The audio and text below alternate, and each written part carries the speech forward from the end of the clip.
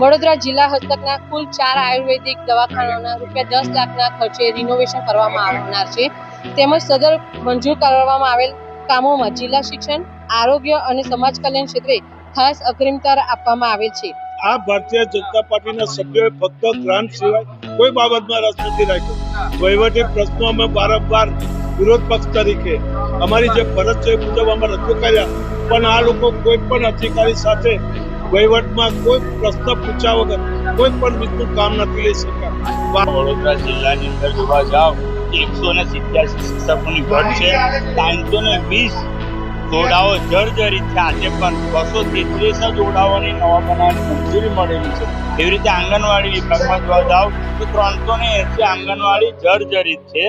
113 આંગણવાડી એવી છે જિલ્લામાં જેને પોતાના મકાન જ નથી, અને 215 આંગણવાડી કાર્યક્રમ ખેડાગરોની ઘટ છે. એવી જ રીતે આરોગ્ય વિભાગમાં જોવા જાવ તો 136 આરોગ્યના મહત્વના વિભાગોની ઘટ છે.